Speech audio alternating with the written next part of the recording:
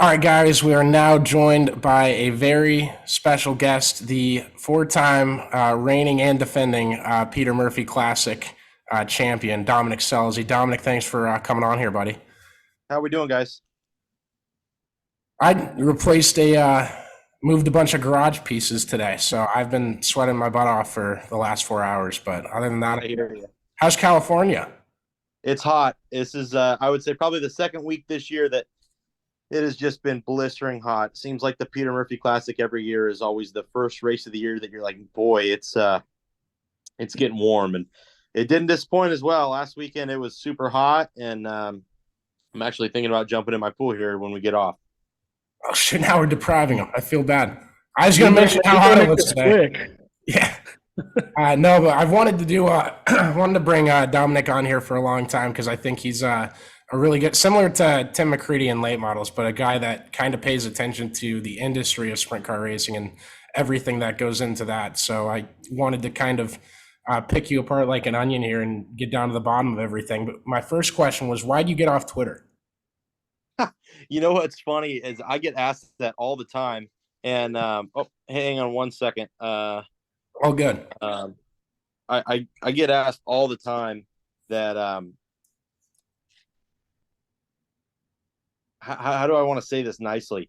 I love Twitter and I loved using Twitter, but I couldn't help myself but chime in on my opinions and stuff, and I got put into Twitter jail a few times for using inappropriate language, and there was a guy that got arrested here in Fresno for having more child porn than anyone ever caught in the United States. And I said something along the lines of, what did I say? The guy should be hung or something like that.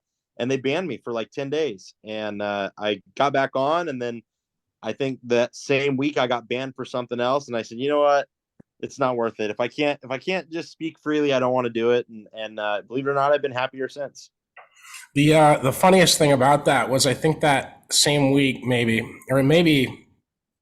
I'm remembering it wrong, but you had texted me to ask if you and Gio were in the new World of Outlaws game, and then the day after your Twitter account was deleted, and you had a Facebook post referencing them not putting you in there and how many races you guys have ran with the series, and I was like, man, he must have been pretty fucking mad that I said no. Well, no, I do remember that tweet, and I'll tell you what, I was so upset. I've raced more World of Outlaw races than I have with any other series, and for them to not put my brother and I in it, especially when my brother had already committed to this year's full time, and pretty much we had signed a contract with the Outlaws to run every race that we were able to make back there. And then not put us in and put guys that had never run outlaw races before, or put guys that, quite frankly, aren't even 410 cars. I thought it was laughable, and still blows my mind. But, the World of Outlaws are their own beast. Yeah, and I get what they were trying to do, because you want more cars in there that are real life people and not like these clowny cartoons, right, like 10-minute paint scheme designs of driver number 40. But right. What I was thinking they would keep adding people as long as they could get more drivers. And from what I understood, I don't know if people had to pay for a package to be in there or what, or if they just had to submit their stuff. But it did seem like at random the first cars they added, and then there's like one update where they added some more, and then they haven't added any since. They've just teased like 3 tracks that we might be getting later this year. Yeah, just an odd deal. I don't play video games. I don't have an Xbox or a PlayStation or anything like that. But I guess for me, it just blew me away that we had committed so much to our schedules over the last however many years, and at one point I even filled in for the Roth team on the Outlaw Tour to finish the last of their season. So I just thought it was incredibly odd, and one of those things that to this day I kind of scratch my head about. So when you jumped on, we were talking a little bit about Knoxville and nationals and stuff. Last time you'd been there was 2020. Why the long hiatus? Is it just because the schedule of working out? I don't care. I just wanted to come back. I wanted to come back. I'm just curious though. Well, uh, for me, the biggest thing was we have a family business, and I'm sorry, I'm kind of multitasking. If you see me stopping, I work about 27 hours a day. I work with a trucking company, and it's like it's never ending. So I'm trying to. We got an issue at work, and I'm trying to email that at the same time. But so for me, at the end of 2020, the plan all along was to come home and race full time on the West Coast and work full time at our family business, and that was kind of the plan all along. It had always been that, been that as what we were going to do. And even during COVID, we hadn't really planned on racing in the Midwest as much as we did in 2020. Obviously, COVID shut California down, so we had to race through the Midwest. But at the end of the day, I would love to get back out there and run Knoxville and travel a little bit. But with 2 kids and a full-time job, and just life in general, it's gotten to the point where I have a hard time going out with friends anymore. I couldn't tell you the last time I've been out to the bar or anything like that. It's just it's work and racing out here and being home and being a dad, and I wouldn't change it for the world, but it takes up so much of my time. I couldn't imagine the headaches that it would be to actually go back there. So for me, I try my best to just stay on top of everything out here, and at the end of the day, if I can get away to race as much as possible out here, I do that. So what you're saying is I got a hockey fight Geo to get you to get like 1 week of PTO in August? Yeah, exactly. Right. We'll plan on it. Perfect. So No, I wanted to ask this too, because obviously Connor knows this. I come more from the drag racing background, and so Right. I grew up watching your dad run. In my younger years, it was kind of the back end of his career, but it was also like when he was still winning a lot of races in funny car, and Right. and so watching that, I guess. One, being with the junior dragsters, did that ever come up for you guys? Did you guys ever want to do that, or was it always dirt, always sprint cars? So I was never really allowed to do drag racing stuff. We got a go-kart when I was 4 or 5 years old, and we did that every Wednesday at the Kerman Kart Club, and just basically 20 miles from my childhood home. And because my dad was always home, so he'd pick me up from school on Wednesdays. We'd go to the go-kart track and we'd race till the sun went down, or we'd practice till the sun went down. And then my mom would take me to the races on Saturdays, and I would go run my go-kart. And my dad had always said that if I wanted to go straight, I had to learn how to turn. And he blamed a lot of the crashes that happened from just quite honestly bad driving, and people being on the gas too long when they smoked the tires, or overreacting, and overcorrecting the car and getting into the wall, or look at John Force right now. With J.R. Todd, that should have never happened. But who knows if that's because he's as old as he is, or because I don't know. I don't really know if the guy's the greatest of all time, but I'm very black and white with everything, and I feel like driving ability and being on top of the race car is the number one most important thing. And I do see a lot of drag racers out there that don't have the car control that a lot of the other series have. So when I was younger and racing go-karts and stuff, and then we moved to dirt, my dad's whole idea was if I decided to go drag racing, I would be able to control the race car. And if I didn't go drag racing, I would still be able to control whatever race car I wanted to drive, or a car on the street. And thankfully I fell in love with dirt track racing the second I started, and I never really wanted to do anything else. But I look at guys like Austin Prock, who in my opinion I think is probably one of the best, if not the best, pedalers in the sport of NHRA. And he's a dirt guy, and he ran oval track stuff. So I think when you have a feel for what tire spin does, and how to correct it, and how to react right away, you're a better driver for it. Connor, his dad Gary is one of the I've talked to Gary a ton. It's funny. He's great. He's still one of I think it's like less than 10 drivers to win in his debut. Like it's insane what he was able to do, driving in a car for Alan Johnson back in the late 90s. I think it was 97 was his first year, if I remember right. Hold on. Yeah. I'm going to try a mental exercise with you, Damon. I want you to give me the NASCAR 75 driver comparison to Gary's career in the NHRA, and then I want Dominic to call you on it if he thinks you're right. Well, that's putting me on the spot, man. Yeah. I didn't have this planned out. You know who he is. You just told me how famous he was. he's just one guy that he's always been so dang good. And I'm not trying to. That's a lot of words to say. I'm not trying to suck up because Dom's on here. I really did love watching Gary drive and watching him race. And the best part was always those damn Sells He Says episodes on ESPN. Those were pretty. Those were great. God, those were good, man. So I guess with that too, do you guys, I mean, obviously we know Gary kind of follows your guys' career now and your dad's more with what you guys are doing, but do you guys still keep on touch in the NHRA stuff?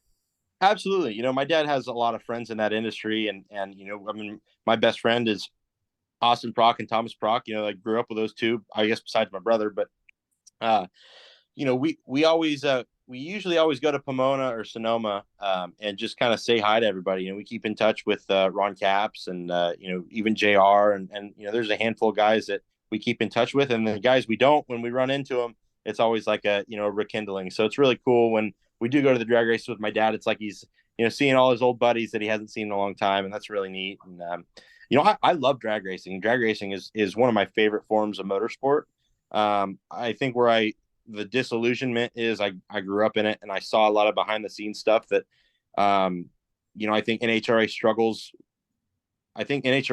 with some things because of the upper management. You know, a lot of times I don't think it's an issue with teams or anything like that. I think a lot of times that NHRA as a whole has struggled to control issues before they become issues. You know, when they're an anthill, instead of squashing them, they kind of let them grow. And then, you know, you look right now and they've invested so much, in my opinion, into John Force that, you know, John can't do this forever. And I mean, I would love for him to, because he's got the greatest personality of anyone in motorsports.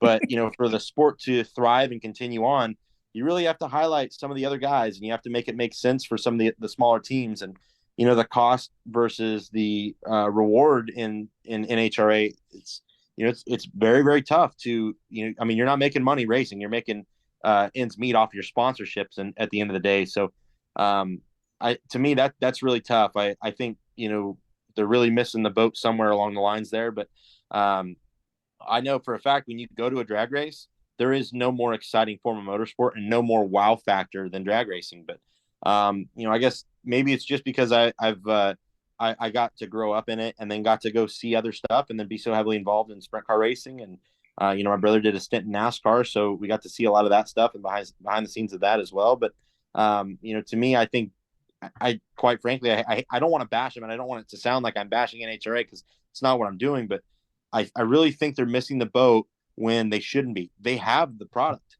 I mean, they have, in my opinion, the most exciting product in motorsports when you get there and it's live and it's loud and you don't deal with the dust. So you beat dirt track racing right off the top because you don't have that, oh, it's dirty.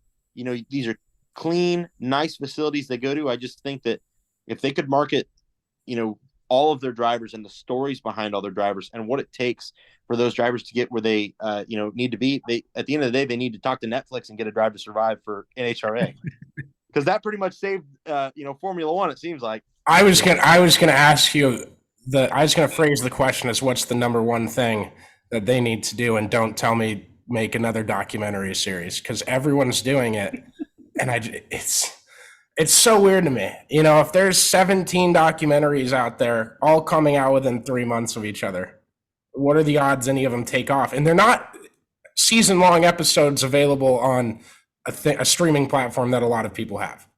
Right. Like the longest one, IndyCar has the 6-episode one and Flo's doing the 5-episode. And it's like, yeah, I hope it kicks ass. I love that we're getting this. I don't think that's going to bring 1 million more new fans into the sport next week. Well, I don't think it's something that's overnight, but I think Formula One did it perfectly in the sense that, like, for me, I thought Formula One was cool, but I never watched it and I never knew. And what really sold the documentary thing to me is golf. I would never watch golf. I would watch paint dry before I watch golf. And when they watch the swing or Swing, yeah, that's what. exactly, my wife's like, "Hey, let's turn golf on."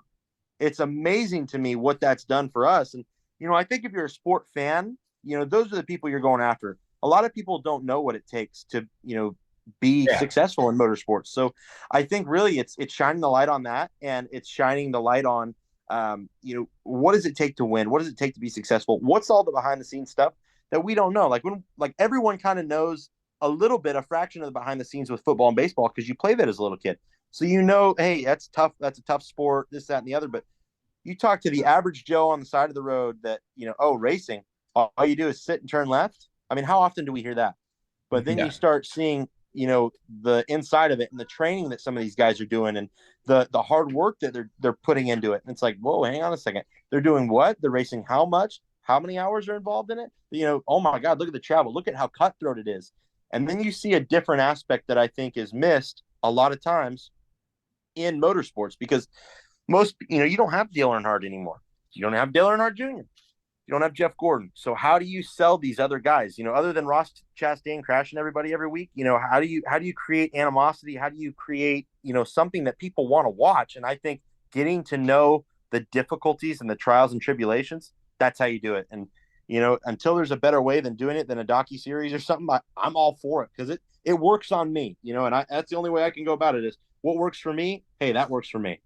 That's a really good point. And yeah, like you said, I mean, Chase Elliott wants to kind of keep his cards close to his chest. It kind of reminds me of Larson after kind of during the 2020 season where he just didn't, he just doesn't want to say anything to get him into any trouble if it's unnecessary to. And, the other side of it, like you'll get the weird moments in NASCAR and one of them ends up being Ty Gibbs comparing himself to the second coming of Jesus. So we got that coming for us, I guess.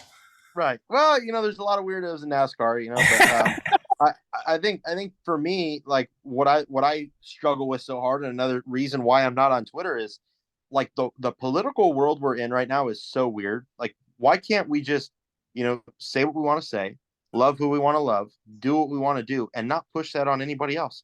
If you want to identify as a frog, God bless you, but I don't care.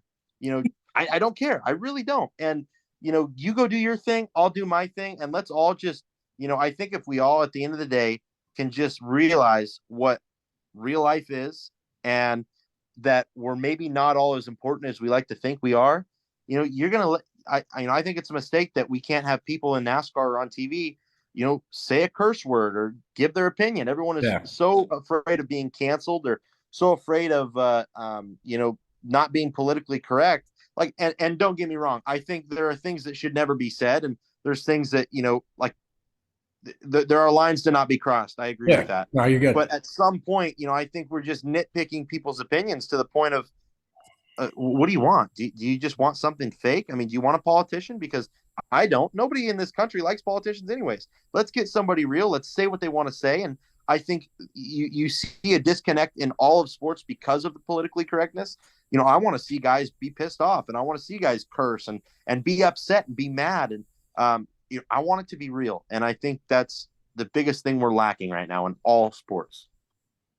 I like that. Sorry to derail this, Connor. You're good. You got it. Why are you saying sorry to me? Did you think I really want to talk politics? No, because I brought up the NHRA stuff, and he was like, I was just going to bring up. He's spot on with all of that. Yeah. I'm just going to. I got like a 9-party political system in my head that would make this country wonders. Right. Like one of them's fans of the TV show Friends. That's one group. Yep. I might actually be that part. And then on the other side of the line, that's kind of like in the middle. And then the other side, kind of the more side to the right, is just fishermen and hunters. I got it written down somewhere, and it was very calculated how I did. I have Scooby-Doo on there as another group, too, Scooby-Doo fans. I really can kind of get behind this a little bit. I got it in my text somewhere. I'll look it up. I'm all for it. I think that's the problem, though, is like so many people, like you hear their opinions politically, and it's like, do you really believe that, or are you just saying that because you only have two options and both options suck right now. So And it's all on the line. So like everyone around you on this side of the fence is saying the same thing because this guy over here said it and he's on your Right. side, and then it turns into a two-sided argument. And it's nothing hardly anymore is a two-sided argument, especially when you're talking that stuff. And at the end of the day, what politician has the struggles of everyday Americans? Not a single one. Damon, do you have something? Nope. Oh, okay, good. Dominic, I was going to ask, how old is your oldest kid now? She's almost 2. I'm pushing it off as long as I can. She'll be 2 in July this year, so I've got a few more months till I've got a 2-year-old, and then our youngest daughter, who we just had, is about 6 weeks old right now. Gotcha. I was gonna get you in a or a gotcha and say the go-kart needs to come soon. No, it does not. There is no go-karts in my family. Those are all parked forever. Would you let your kids go into racing? Absolutely not. My girls are going to be surgeons or something else. I don't know what else, but they are going to be something else. I am a worrywart parent, and I could never in a million years imagine my daughters going around a racetrack as fast as, my brother and I or anything. I want pillows around them forever. So, well, just putting this out there, she's as successful as your family is. Have her by the Cubs for me so we can get no one in there that wants to make the team better, and we'll work together here. Let's not go another 100 years, huh? Oh my dude, it's just so annoying. They suck again. They got my hopes up for 3 weeks and they suck. It's whatever. Oh man. No, but in terms of like sprint car racing and stuff like that, I know a ton of USAC goes to Indiana this week. IndyCar's in Indiana all week. The Little 500, all that stuff. And I saw someone. I just saw Logan TV's running like 14 races in 5 days. Something ridiculous. Is he? Good for him. There's a lot of racing going on. Yeah. Do you think the World of Outlaws should find a way to race in Indiana next week? Obviously not this year, but in terms of a normal schedule. Someone had a tweet about that last night, and I was curious to pick your brain about it. How much time do we have? Yeah, as long as you want, actually. Go into another rant. Well, okay, another. I like yours better. I am absolutely flabbergasted, and I think that the United States of America and sprint car fans in general across the world are absolutely robbed every single year that we don't have winged 410 sprint car races in Indiana. Those are some of the greatest racetracks, from freaking Lawrenceburg to Putnamville to Kokomo to Terre Haute to Brownstown to Gas City. I mean, my God, I've been to a million of them to watch races. Kokomo's amazing. There's not a racetrack in Indy that would not put on a barn burner sprint car race, wing sprint car race. And the fact that they don't have local stuff or more all-star shows, or, I mean, what are we doing, guys? Can winged and non-winged sprint car racing not coexist? Like, what's going on? The Outlaws, why they don't go to Kokomo, but they have it in their video game, is a perfect example of what the fudge. Like, what are we doing, guys? It's safe. It's a beautiful facility. It's racy. It's always good.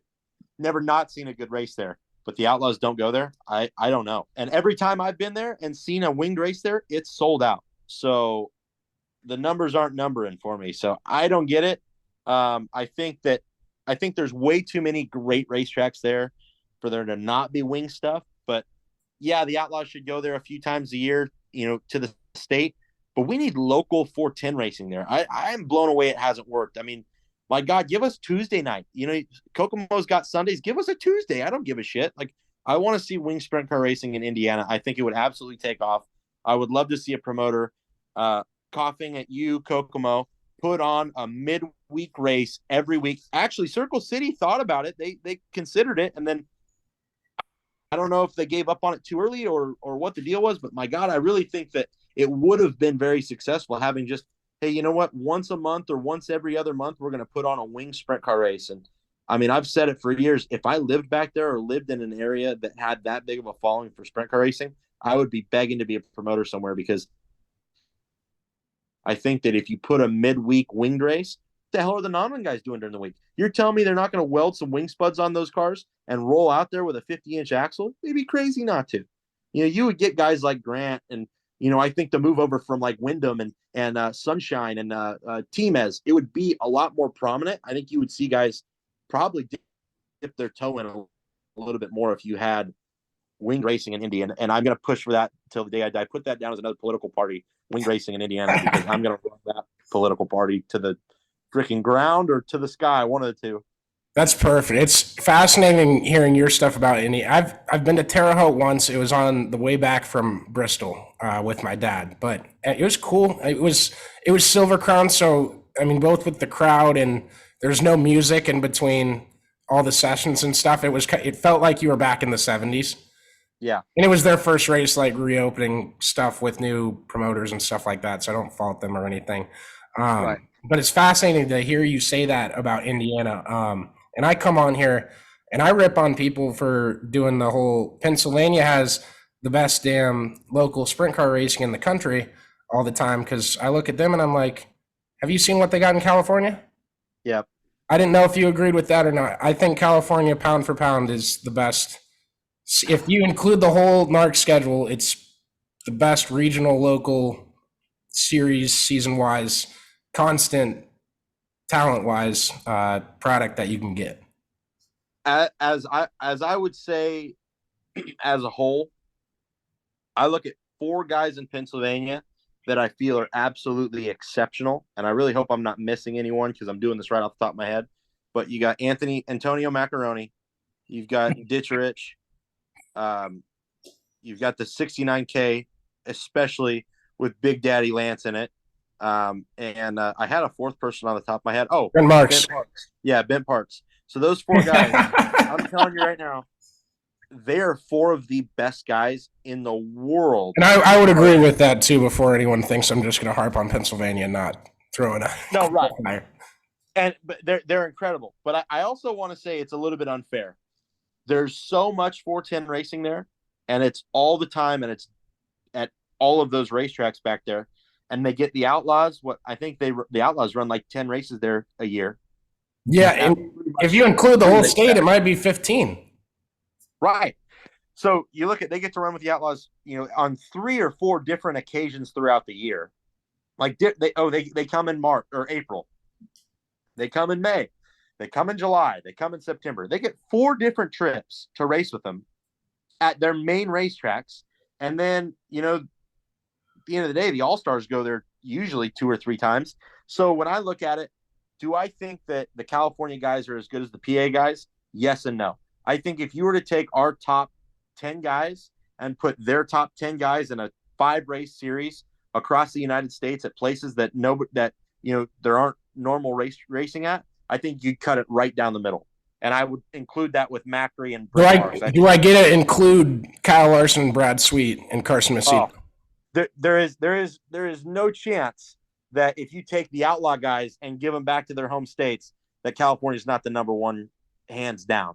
I'll put Jeff Gordon in there too. He was Valijo for a long time on the NASCAR video games. Right. No, exactly.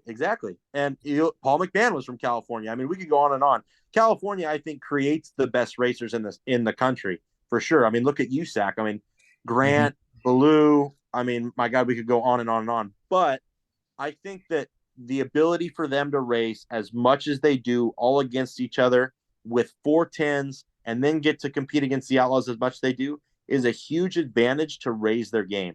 There's guys that run around Pennsylvania, like, you can think of guys that are coming to mind now. Borden, who's from Washington. Borden's badass. Freddie Raymer's badass. You've got, I could sit here and go down a list. There's a lot of really good guys. But, I think if you just took their top 10 and our top 10 and went to regular places, well, I think it'd be split right down the middle. And a perfect example that I always go back to, because I get this question asked a lot, is we went to the Thunder Through the Plains in 2020, and it was like every racetrack nobody had ever heard of, and it was all-star shows. And me and Danny Dietrich, he's a PA guy, I'm a California guy. We tied in points for that week. He had 1 win, I had 1 win. He had 4 top 5s, I had 4 top 5s. He had a quick time, I had a quick time. I mean, our results were identical.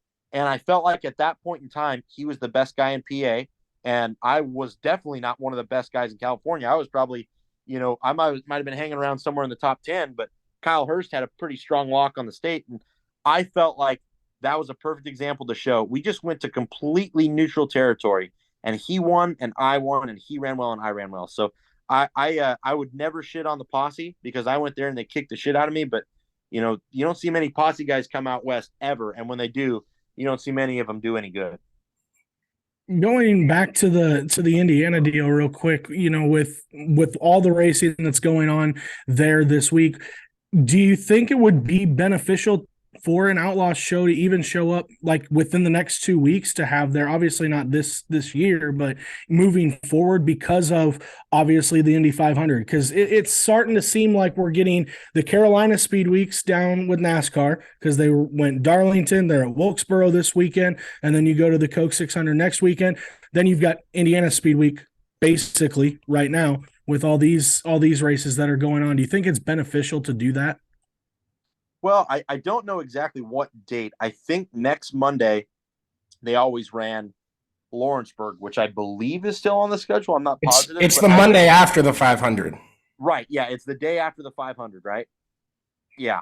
I wish that they would do a little bit more. I wish they would do, like Ohio this weekend, which, all right, whatever. But I would like to see them go from Ohio to maybe like next weekend, have like a Friday night show and a Saturday night show and a Monday night show or something, or I mean, hell, God forbid we throw it back and do like a day race at Terre Haute. That would be kind of cool. Or do it, yeah, either that or like anything in a midweek, just at any of those tracks that you can get either a night at one track and another night at a different one that's close to the speedway. Or I mean, hell, you got Gas City, Gas City and Terre Haute that are right there. Like, yeah. That's what I mean. Do you think USAC has a hold on racing in Indiana that week, or is it? If I ran USAC, I would push pretty hard to not have the Outlaws come into town. I agree. And if I was one of those track owners, it would be really stupid for me not to be in bed with everybody else and have that same opinion. Exactly. So that's hard. I know there's a politicalness to it, but like I think for like motorsports fans and I think success wise, like if you could just all come together and sit in the same room and go, hey, USAC, this is your show. You're going to run Sunday night after the 500. You're going to run Saturday night. I don't know where. I think actually Terre Haute usually runs Saturday night, and then we're going to give the Outlaws Friday night, or God forbid we do let's race two. I was going to say do a double header. Yeah, I push for double headers between late models and sprint cars all the time. Sprint cars and wingless sprint cars should be an easier one to pull off anyway.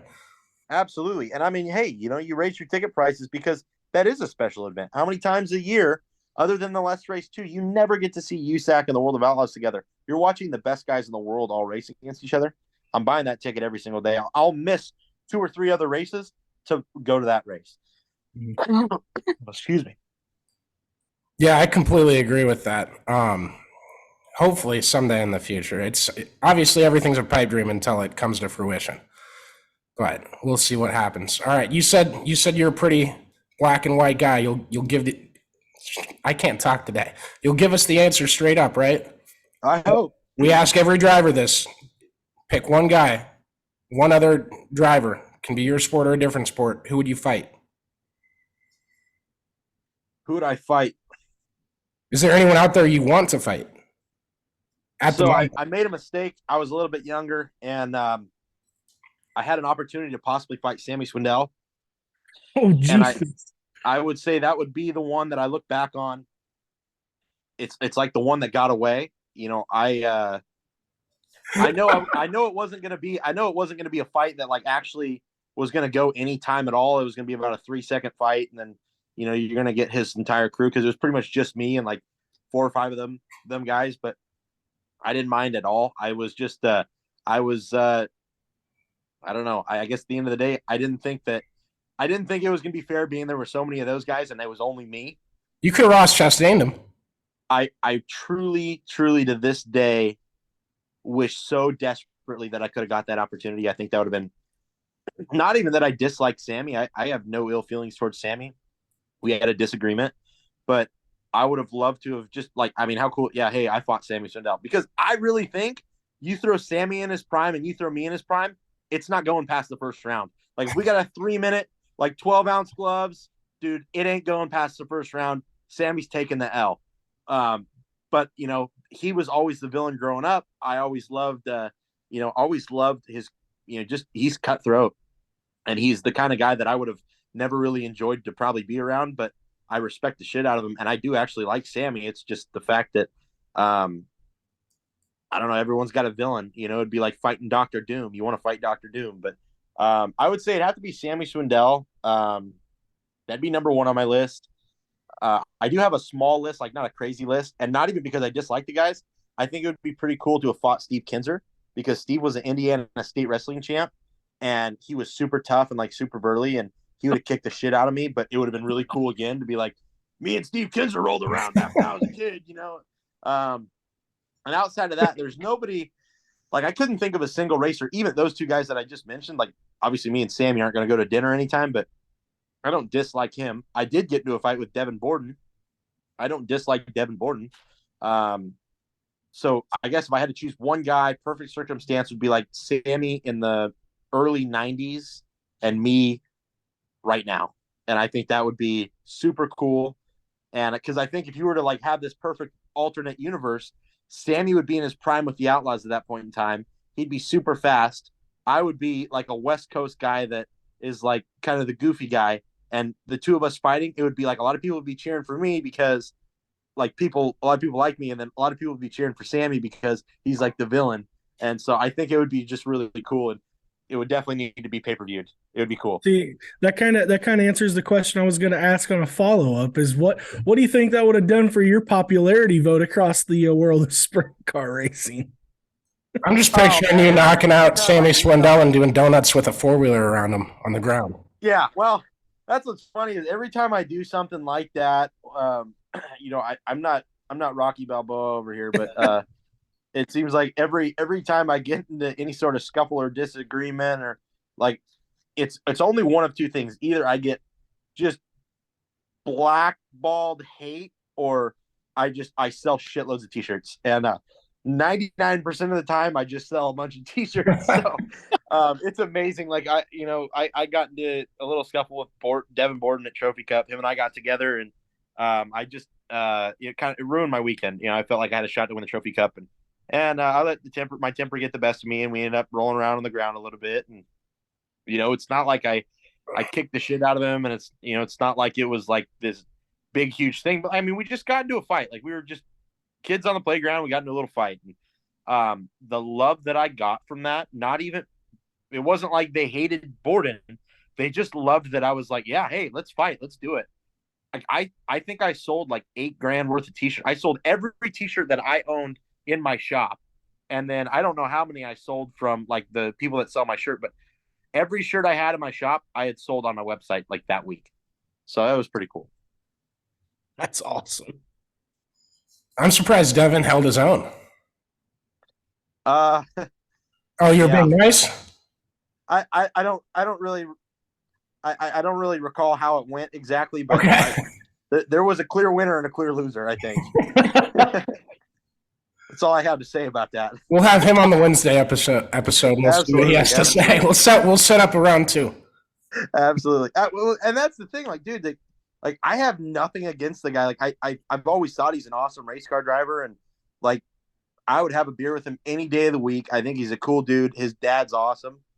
We just had a disagreement, and I was probably the most upset I'd ever been.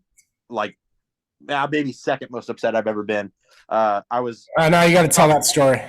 I was more mad at Shane Golovic, and I'm sure you guys know that one. But actually, I don't. Do I know that one? Did I watch it and I forgot about it? I mean, most people watched it. Was it in the last 2 years? It was 2019. Oh, that would have been like just before I started getting real into sprint cars. Okay, well, that was a. I kind of want. I got a deal that I'm going to come down and stay at Shane's place for one of the California race weekends this year. So I got to hear the background of this story because I'm going to bring it to him. Okay, so you're staying at Golovic's house? Yeah. Okay, that weekend that you're out here, we're going to do a podcast, him and I together with you, and we're going to talk about that and talk about the evolution of him and I, because we weren't really friends. Well, we weren't friends before that. And from that point on, there was a lot of buildup, but from that point on, it was just hatred, like nothing else for, I would say, a long time. And then I don't really know at what point we kind of just started to like be all right with each other. And then from being all right to like being friendly, and like shit, we rained out in Chico a couple weeks ago, and we went drinking together and had dinner together with our family and had an absolute amazing time. I absolutely love Shane now. So it's funny how it goes. And I think it was the perfect example of like, just like Devin and I, but there was a lot more stuff that was on top of it. It was just two guys racing hard, wanting to go for the same real estate. And it didn't work out. And we're passionate. Us race car drivers are passionate. But I can tell you right now, Shane Golovic is a top-notch guy. He really is. And his brother's incredibly smart. And they got beautiful kids. And Matt Wood, who I actually drove a couple Chili Bowls for, is his father-in-law. So Matt's daughter is Shane's wife. She's great. And I think we've got a great relationship, to be honest. Yeah, I mean, I doubt I'll ever drive a 17 car again, but that's mostly because of my size, I would have to imagine. But no, it's just funny how that works. I never hold a grudge. So when stuff happens and there's a disagreement, it's in one ear out the other. It's done by the end of the night. Yeah, completely agree. That'll be a great podcast. We'll throw a few back and absolutely we'll scrub it before the morning and make sure we edit out anything we need to. But what we need to do it like after a night like the other night, because we talked about it and stuff, and I think it would be fun to do like over a couple drinks and just like be able to both tell the story, because it was huge. Like when that happened, like I got disqualified from the race. I won the race and got disqualified from it. So and obviously he had a car that was in shambles. So it was something that like you just don't see. Like I couldn't tell you the last time I've made contact with somebody and their car flipped. Like even before that or after that, I could not tell you a time. So it was just the whole thing was just a wild scenario. And I think both of us look back on it and we kind of half-heartedly laugh, half-heartedly both hate that it happened, but wholeheartedly hate that it happened. But it's a memory nonetheless. And I think it's something that like him and I are always going to have something to laugh about now moving forward. I love it. That's going to be something cool. It might be November when I get down there. I got to look at Iowa State's football schedule in comparison and everything, but we'll figure out a weekend. Absolutely. Damon, you got anything else? I don't, man. This has been a lot of fun. Dominic, I want to throw this in. My best friend, Antron Brown, I want to know what your opinion on him was. We had him on the pod a few weeks. We're both really good friends with each other. I've been 7 years. Awesome. Oh my god, dude, he's so fun. It's actually hilarious. Like growing up, Antron was one of my favorite. Well, he was a rider. He was running motorcycles, and to this day, whenever I see Antron, he's always super friendly. He's a great guy. I really got a lot of time for that guy. He's done some incredible stuff in the sport, and now he's a car owner, which God bless him. That's amazing. I never would have wanted to take that on, and he's doing it, and he's doing an amazing job. So, and Ron Capps has done a great job too. So, Antron's a good dude. All right, and I'll do my pitch on getting you back into racing and maybe owning a team someday when we're in California. I'll save you from that one. You got it. Get back to work. Perfect. Cool. Thanks for joining us, Dom. Appreciate it. Thank you. Thanks, Dom.